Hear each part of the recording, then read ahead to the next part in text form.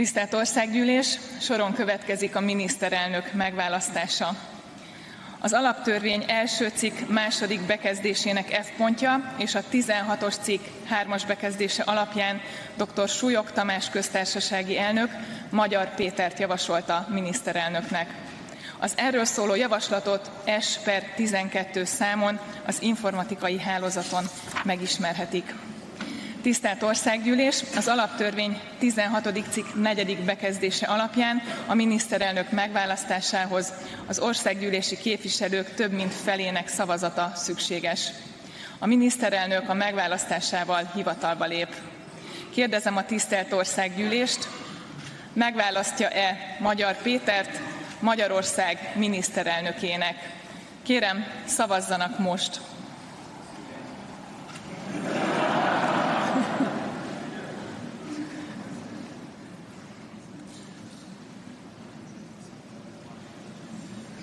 Kimondom a határozatot.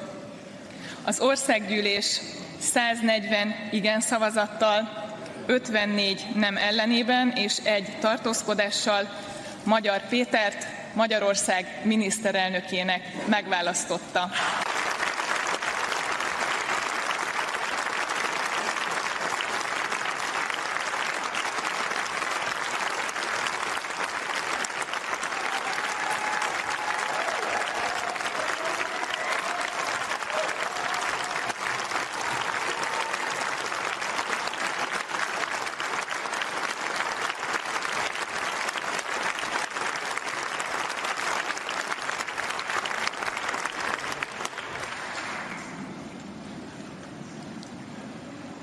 Tisztelt Országgyűlés, most az ünnepélyes eskütétel következik. Kérem, álljanak fel, amíg tisztelgünk a nemzeti zászló és a történelmi zászlók bevonulása előtt. Házelnök asszony, Józsa Gábor őrnagy, a díszőrség parancsnoka, kérek engedélyt a nemzeti és a történelmi zászlók behozatalára. Az engedélyt megadom. Értettem. Zászlóvivők, díszőrhelyre, lépés! Új!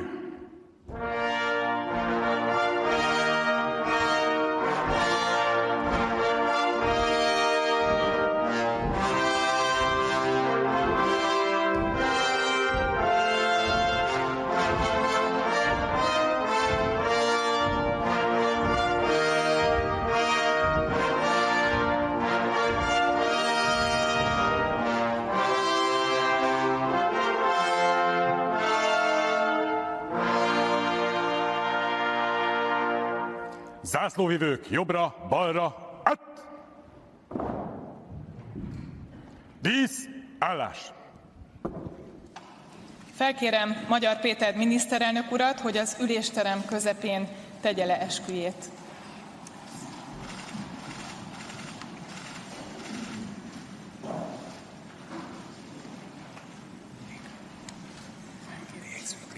Felkérem Sóti Anikó Zsuzsanna jegyzőasszonyt, hogy olvassa elő az esküszövegét.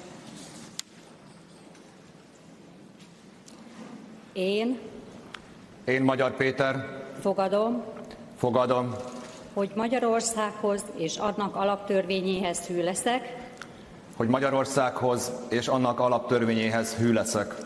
jogszabályait megtartom, és másokkal is megtartatom. Miniszterelnöki tisztségemet a magyar nemzet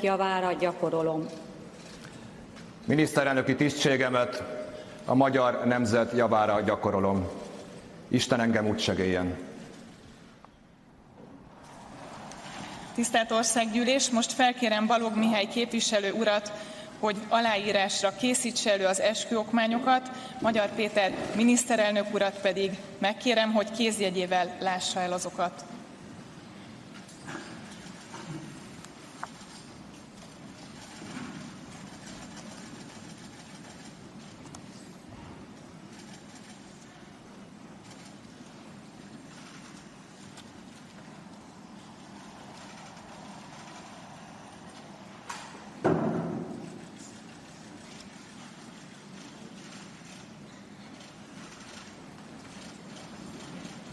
Miniszterelnök úr, Szívből gratulálok az országgyűlés és a magam nevében. Kívánok az ország vezetéséhez sok sikert, bölcsességet és Isten áldását.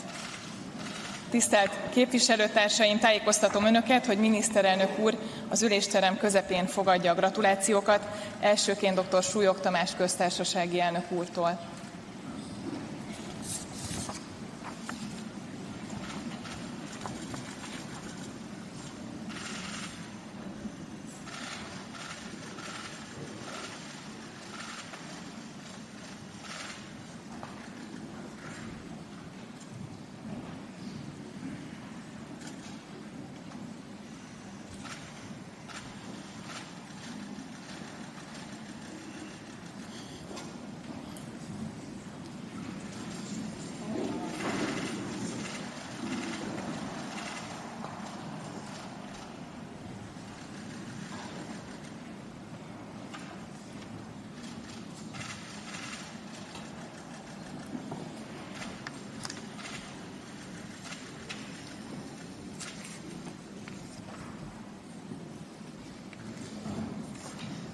Tisztelt Országgyűlés, most felkérem Magyar Péter miniszterelnök urat, hogy tartsa meg első miniszterelnöki beszédét.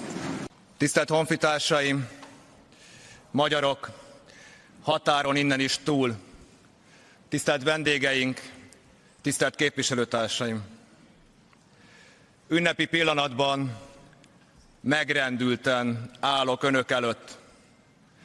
A csodálatos hazánk Magyarország szolgálatára. Honfitársaim, a harmadik magyar köztársaság történetében példátlan az az erő, amivel a magyar emberek a változás oldalára álltak 2026. április 12-én.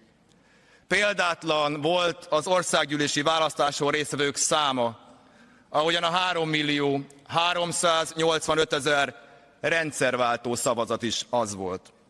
Példátlan az az út, amit az elmúlt 2 évben Magyarország megtett, a magyar emberek megtettek. Köszönöm nekik. Ha ezek bármelyike hiányzik, a nekünk felhatalmazást adó magyar embereknek újra csalódniuk kell majd. Tisztelt képviselőtársaim! Szembenézésre van szükség. Szimbolikus, hogy az Orbán-Gyurcsány korszak 2 névadó miniszterelnöke ma nem ül itt a padsorokban, hogy nyíltan, tisztán beszéljünk a ránk hagyott örökségükről. Nem egyszerűen azért, mert a pártjaik elveszítették a választást, hanem mert megbuktak politikailag, emberileg, erkölcsileg. Megbukott az a politikai működés, amely folyamatosan egymásból élt, még a hazát kifosztotta. Egymás ellenében mozgósított, miközben felélte Magyarország gazdasági, erkölcsi és társadalmi tartalékait.